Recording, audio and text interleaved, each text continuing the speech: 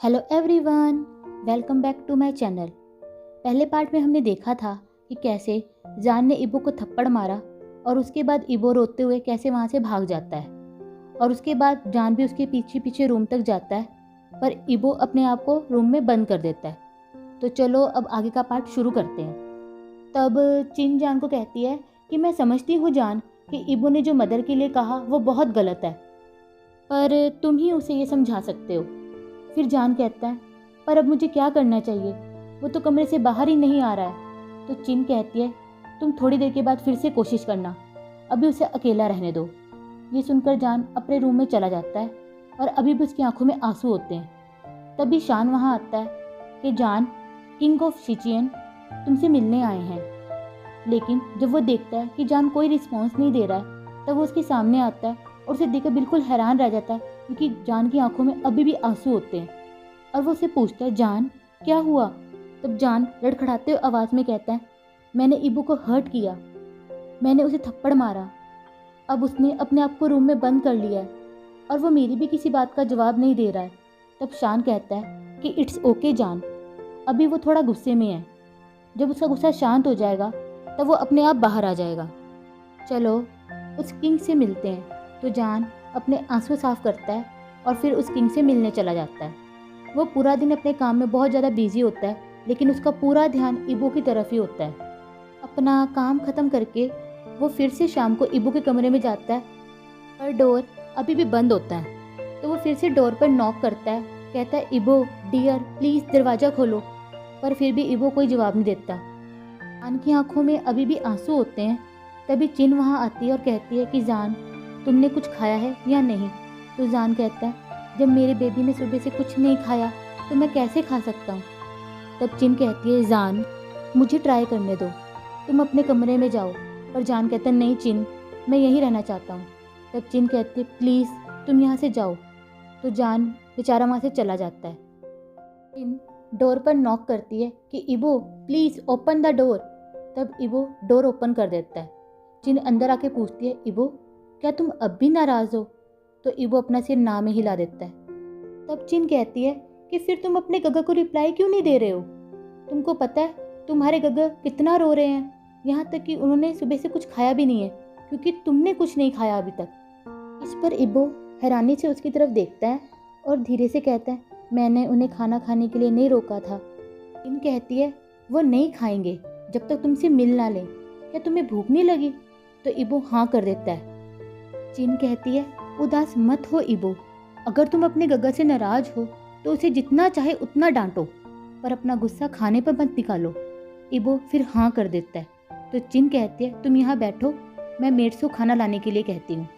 थोड़ी देर के बाद मेड्स खाना टेबल पर लगा देती है और इबो खाने के सामने चुपचाप बैठ जाता है। तभी उसे जान की आवाज़ सुनाई देती है। तो वो ऊपर मुँह करके देखता है तो जान उसके सामने खड़ा होता है।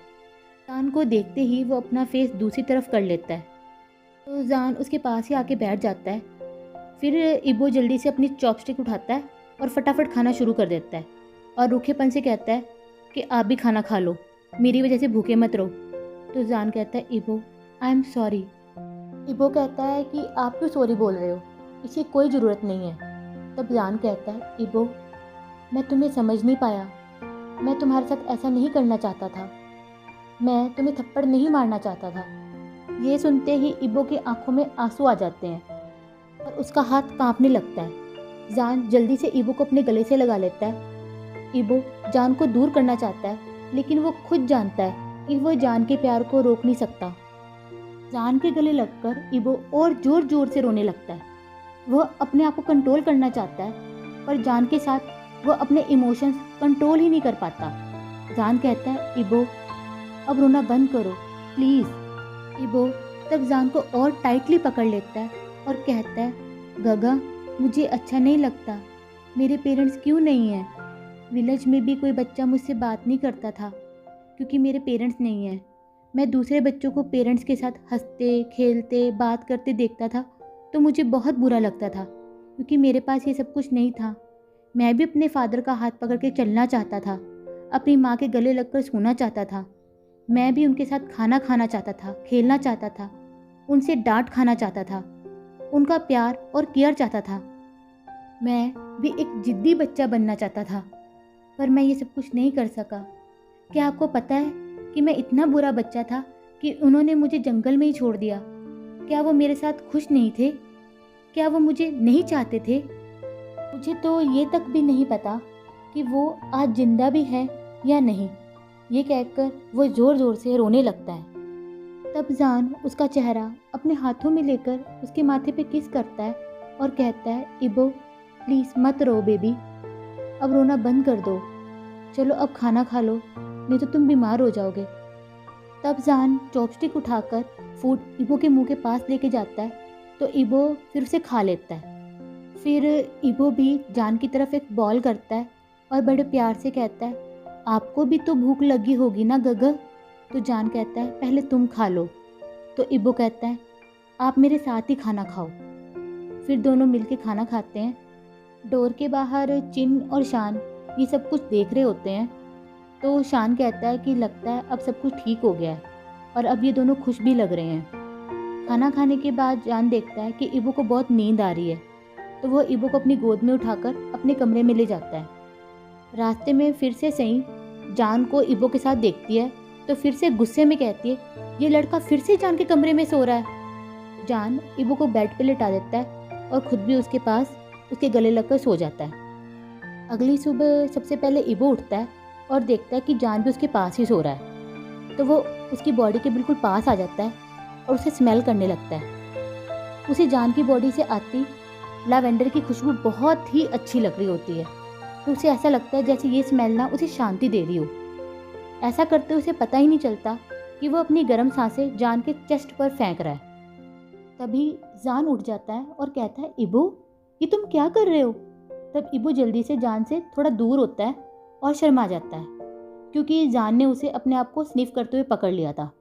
तभी इबो कहता है, नहीं नहीं, मैं तो कुछ भी नहीं कर रहा था, और बेड से उठने की कोशिश करता है। लेकिन जान इबो को उसकी कमर से पकड़कर अपनी तरफ खींचता है, तो इबो जान के ऊपर गिर जाता है। तो जान इबो को स्माइल करते हुए कहता है, तुम कहाँ भाग रहे हो? तो इस पर इबो शर्माते हुए जान की तरफ देखता है। जान कहता है कि तुम मुझसे भाग क्यों रहे हो? अगर तुम्हें मुझे स्मेल करना अच्छा लगता है तो तुम जितना चाहे उतना कर सकते हो। इस पर इबो और ज़्यादा शर्मा जाता है। इबो नर्वस होकर कहता है, स्टॉप इट गग, मैं ऐसा कुछ नहीं कर रहा था। तब जान कहता है, हाँ मुझे पता है तुम ऐसा कुछ नहीं कर रहे थे। फिर वो इबो के फोरहेड पर किस करता है और कहता है कि चलो अब तुम फ्रेश होके तैयार हो जाओ, आज तुम मेरा बाथरूम यूज़ कर लो, मैं शिंग और मिंग को तुम्हारे पास भेज दूंगा, वो तुम्हें तैयार करने में तुम्हारी मदद कर देंगी, और मैं दूसरा बाथरूम यूज़ कर लेता हूँ। थोड़ी देर के बाद जान अपने कमरे में वापस आता है, तो वह इबो को गीले रूम में खड़े देखता है, जिसमें इबो की बॉडी के हर कर्व बहुत अच्छे से पता चल रहे होते हैं। जैसे उसकी वाइड शोल्डर्स, पतली सी कमर, सब कुछ साफ साफ नज़र आ रहा होता है, और उसके गीले बाल बिखरे होते हैं और उसमें से पानी की बूंदें टपक रही होती है। इबो को ऐसे देखकर जान उसे देखता ही रह जाता है और फिर उसके पास आकर उसके गीले बालों को कान के पीछे करते हुए उसके गालों को सहलाता है और कहता है, इबो तुम कितने सुंदर हो। इस पर इबो शर्मा जाता है और कहता है कि मैं हैंडसम हूँ। तो जान हंसते हुए कहता है, हाँ तुम बहुत हैंडसम हो। अब जान इबो को पूछता है कि क्या तुम अभी भी अपने गग्गा से नाराज़ हो? तो इबो ना कर देता है। तब जान स्माइल करते हुए धीरे से इबो के गालों पर किस करते हुए उसकी लिप्स को किस करने ही वाला होता है, तभी वहाँ कोई आ जाता है। शिंग और मिंग कमरे में एंटर करते हुए कहती हैं, ब्रदर ये रहे आपके कपड़े। पर जैसे ही वो जान और इबो को एक दूसरे के बिल्कुल पास खड़े देखती हैं, तो दोनों हाथों से अपनी आंखें बंद कर लेती हैं। तभी जान जल्दी से इबो से अलग हो जाता है और उनकी तरफ देखकर कहता है कि तुम इसे तैयार करो, मैं अब चलता हूँ, और फिर जल्दी से वहाँ से बाहर चला जाता है। शिंग और मिंग जैसे ही इबो का लाल चेहरा देखती हैं तो वो भी मुस्कुराने लगती हैं। फिर वे दोनों इबो की तैयार होने में मदद करती हैं।